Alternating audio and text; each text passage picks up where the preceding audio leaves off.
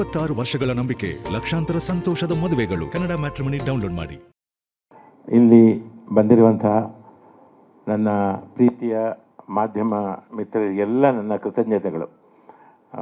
ನೀವಿಲ್ಲಿ ಬಂದು ನಮಗೆ ನಮ್ಮ ಒಂದು ಚಿತ್ರಕ್ಕೆ ನೀವು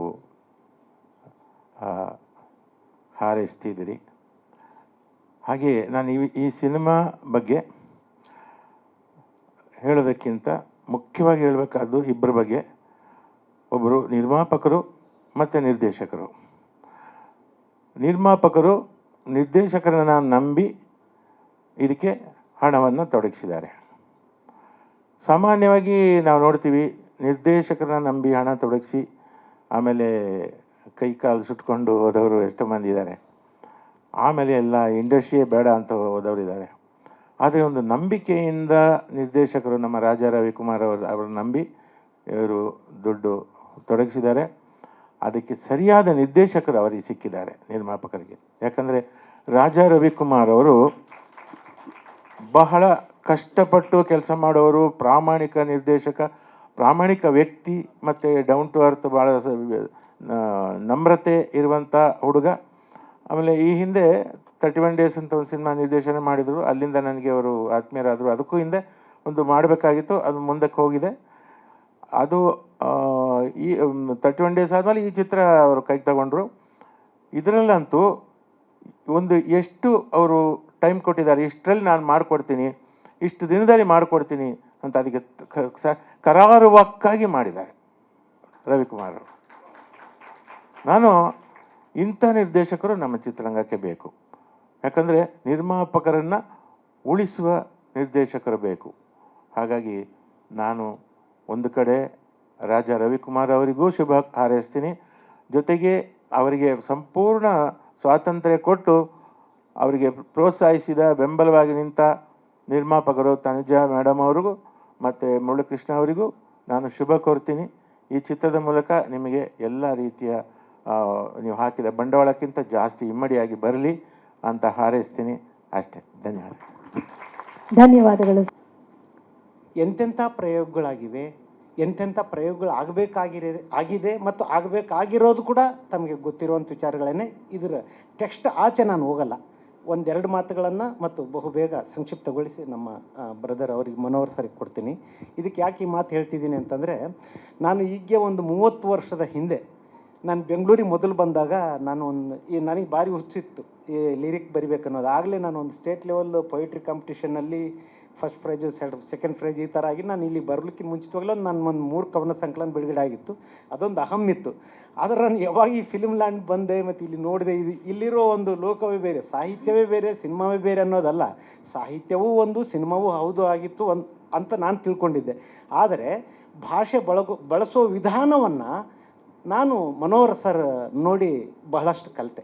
ಅವ್ರ ಹತ್ರ ಒಂದು ಆಂಧ್ರ ಹೆಂಡತಿ ಅಂತ ಒಂದು ಸಿನಿಮಾ, ಅದಕ್ಕೂ ನಾನು ಒಂದು ಹಾಡೂ ಬರೆದೆ. ಆದರೆ ಅರ್ಧ ಅವರೇ ತಿದ್ದಿದ್ರು ಕೂಡ. ಅದು ಬೇರೆ ವಿಚಾರ. ಅಲ್ಲಿಂದ ನಾನು ಸಿನಿಮಾ ರಂಗದಲ್ಲಿ ಇಲ್ಲೇ ಇರಬೇಕು ಅಂತ ಅಂದ್ಕೊಂಡೆ. ಆದರೆ ನಾನು ಓದು ಮತ್ತು ಇಲ್ಲಿರೋ ಸ್ಥಿತ್ಯಂತರಗಳು, ಹಣದ ಇದರದು, ಅವರು ನಾನು ಬರಲಿಕ್ಕಿಂತ ಮುಂಚಿತವಾಗಲೂ ಅವರು ತುಂಬ ಸೈಕಲ್ ಹೊಡೆದ್ಬಿಟ್ಟಿದ್ರು. ಆಮೇಲೆ ಬೇರೆ ಬೇರೆ ಕಾರಣಗಳಿಗಾಗಿ ನಾವು ಭೇಟಿ ಆಗ್ತಿದ್ವಿ. ನಾನು ಇವ್ರನ್ನ ತುಂಬ ಭೇಟಿ ಆಗ್ತಿದ್ದೆ. ಅವ್ರು ಒಂದು ಮಾತು ಹೇಳಿದರು, ನೋಡಪ್ಪ ನೀನು ಏನನ್ನ ಮಾಡು, ಬಹುದೊಡ್ಡ ಮ್ಯೂಸಿಕ್ ಡೈರೆಕ್ಟರ್ ಒಬ್ರು ಇದ್ರು. ನಾನು ಹೇಳಿದೆ, ಏನು ಸರ್ ಅವರು ನನ್ನ ಹತ್ರ ಬರೀ ಹಾಡುಗಳೇ ಬರೆಸ್ತಾರೆ, ಆದರೆ ಪೇಮೆಂಟೇ ಕೊಡಲ್ಲ. ಆಮೇಲೆ ಯಾವುದೊಂದು ಸೀರಿಯಲ್ ಹೇಳಿದರು, ಆಮೇಲೆ ಅದನ್ನು ಕೊಡಲಿಲ್ಲ. ಅಂದ್ರೆ ನೀನು ಬರಿಬೇಕಾದ ಮಾತ್ರ ಯೋಚನೆ ಮಾಡ್ಬೇಕು, ಹೊರತಾಗಿ ಇಲ್ಲಿ ಹಣದ ವಿಚಾರ ಮಾತಾಡಬೇಡ ಅಂದ್ರೆ. ಮತ್ತು ನೀವೆಲ್ಲರೂ ಹೆಂಗೆ ಅಂತಂದರೆ ನೋಡ್ತಿದ್ದೀಯಲ್ಲ ಅಂತಂದ್ರೆ, ಆಗಿ ಅವ್ರು ಎಷ್ಟು ಸೈಕಲ್ ಹೊಡೆದಿದ್ದಾರೆ ಅಂತ ಆಮೇಲೆ ನನಗೆ ಗೊತ್ತಾಯ್ತು. ನಾನು ಮತ್ತೆ ಯಾಜೆ ಪತ್ರಕರ್ತನಾಗಿ ಮತ್ತು ಇದು ಬೇರೆ ಬೇರೆ ಇದ್ರ ಕಡೆ ಬಂದುಬಿಟ್ಟೆ. ಒಂದು 15 ಚಿತ್ರಕ್ಕೂ ಬರೆದು, ಅದು ಬೇರೆ ವಿಚಾರ ಆಮೇಲೆ. ಆದರೆ ಒಂದು ವಿಷಯ ನೀವು ಗಮನಿಸಬೇಕಾಗಿರೋದೇನು ಅಂತಂದರೆ, ಸಿನಿಮಾ ರಂಗದಲ್ಲಿ ಇರುವಂತಹ ಒಂದು 4 ಅತ್ಯಂತ ಒಂದು ಚತುಷ್ಟಯಗಳ ಥರ, ಅಂದರೆ 4 ಅಡಿಪಾಯಗಳೇನಿದೆ, ಮನೋಹರ್ ಸರ್ ಹತ್ರ ತುಂಬ ಆ ಥರದ ಮಾಹಿತಿ ಇದೆ. ನಾವು ಅವ್ರನ್ನೆಲ್ಲ ನೋಡಿನೇ ಕಲ್ತಿದ್ದು. ನಾನು 2ನೇ ಸಲ ಈ ಮಾತು ಹೇಳ್ತಿದ್ದೀನಿ. ಯಾಕೆ ಅಂತಂದರೆ, ಅವ್ರನ್ನ ನೋಡಿ ನಾನು ಯಾಕೆ ಈ ಮಾತು ಮತ್ತೆ ಹೇಳ್ತಿದ್ದೀನಿ ಅಂದರೆ, ಮ್ಯೂಸಿಕ್ ಡೈರೆಕ್ಟರ್ ಆಗಿದ್ದಾರೆ.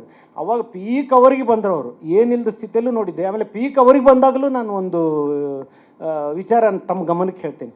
ಅವರು ಒಂದು ನಾನು ನಮ್ಮ ಸುಧೀಂದ್ರ ಅಂತಿದ್ರು ಪಿ ಆರ್ ಒ, ಇದಕ್ಕಿಂತ ನೆನ್ಪು ಮಾಡ್ಕೋಬೇಕು ಸರ್, ಅವ್ರನ್ನ ನೆನ್ಪು ಮಾಡ್ಕೋಬೇಕು. ಅವಾಗ ಈ ಥರ ಇರಲಿಲ್ಲ, ಬಹಳಷ್ಟು ಅಂದರೆ ಬಹಳಷ್ಟು ಹಿಂದುಳಿದ ಪ್ರದೇಶ ಥರ ಇದ್ವಿ ನಾವೆಲ್ಲ.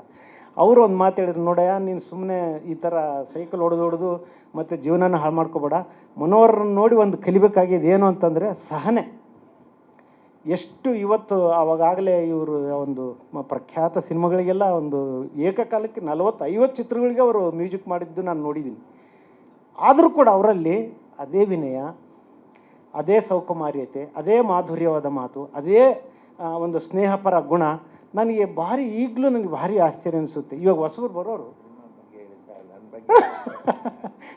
ಅಲ್ಲ ಇಲ್ಲ ಸರ್, ಮುಜುಗರ ಅಂತಲ್ಲ, ಸತ್ಯಗಳು ಕೆಲವು ಸಲ ನಮ್ಮನ್ನು ನಾವೇ ಮಾರ್ಕೆಟಿಂಗ್ ಮಾಡ್ಕೋಬೇಕಾದಂಥ ವಿಷಯಗಳು ಇರುತ್ತೆ. ನನಗೆ ಗೊತ್ತಿರಲಿ, ಇಲ್ಲಿಗೆ ಬಂದಮೇಲೆ ನನಗೆ ಭಾರಿ ಸಂತೋಷ ಆಯಿತು. ಇದಕ್ಕೆ ಕಾರಣವೂ ಇತ್ತು, ಅವರು ನಾನು ತುಂಬ ಯಾವಾಗೋ ಒಂದು ಸಲ ಹೊಗಳ್ಬೇಕು ಅನ್ನಿಸ್ತಾ ಇತ್ತು, ಅದಾಗಲಿ, ದಟ್ ಈಸ್ ಸೆಕೆಂಡ್ರಿ.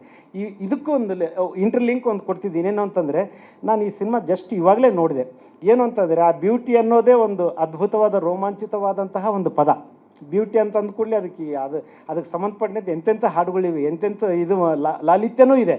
ಇಲ್ಲಿ ನಾನು ಅದು ಲಾಲಿತ್ಯ ನೋಡಿದೆ.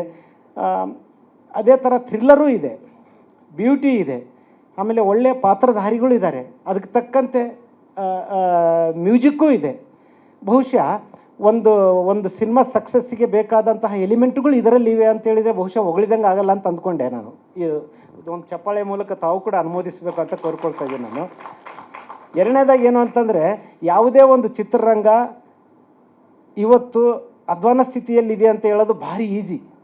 ಆದರೆ ಅದಕ್ಕೆ ಕಾರಣರು ಯಾರು ಅನ್ನೋದನ್ನು ಎಲ್ಲರೂ ಅವಲೋಕನ ಮಾಡ್ಕೋಬೇಕಾದಂಥ ಸ್ಥಿತಿ ನಾವಿಲ್ಲಿದೆ. ಬೇರೆ ಕನ್ನಡ ಚಿತ್ರರಂಗಕ್ಕೆ ಹೋಲಿಕೆ ಮಾಡಿದ್ರೆ ಬೇರೆ ಬೇರೆ ಚಿತ್ರರಂಗದಲ್ಲಿ ಕೂಡ ಒಂದು ವಿಶೇಷವನ್ನು ಗಮನಿಸಿ ನೀವು.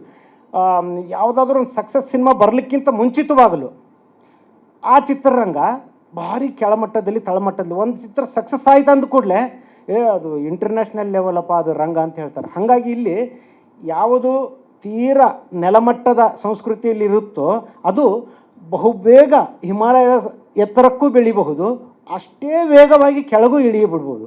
ಆದರೆ ಇದಕ್ಕೆ, ಈ ಏರಿಳಿತಕ್ಕೆ ಕೆಲವು ಎಲಿಮೆಂಟ್ಗಳನ್ನು, ಕೆಲವು ತಾತ್ವಿಕ ವಿಚಾರಗಳನ್ನು ನಾನು ನಿಮಗೆ ಹೇಳ್ತಿದ್ದೀನಿ ಅಥವಾ ಒಂದೇನು ಗೈಡ್ ಮಾಡ್ತಿದ್ದೀನಿ ಅಂತ ತಿಳ್ಕೊಬೇಕು, ಮತ್ತು ಒಂದು ಸಲಹೆ ಅಂತಲೂ ತಿಳ್ಕೊಬೇಕು. ಯಾಕೆಂದರೆ ಎಲ್ಲ ತಂತ್ರಜ್ಞರಿದ್ದೀರಿ, ನಿಮಗಿಂತ ಸ್ವಲ್ಪ ನನಗೆ ವಯಸ್ಸಿರ್ಬೋದು, ನನಗಿಂತ ನಿಮಗೆ ಸ್ವಲ್ಪ ಹೆಚ್ಚು ಕಡಿಮೆ ಇರೋ ವಯಸ್ಸು. ಏನು ಅಂತಂದರೆ, ಒಂದು ಅತ್ಯುತ್ತಮವಾದ ಕತೆ ಆಯ್ಕೆ ಮಾಡೋದರಲ್ಲಿ ನೀವು ಎಂದೂ ಎಡವಬಾರ್ದು, ಸಕ್ಸಸ್ ಬಯಸೋರು.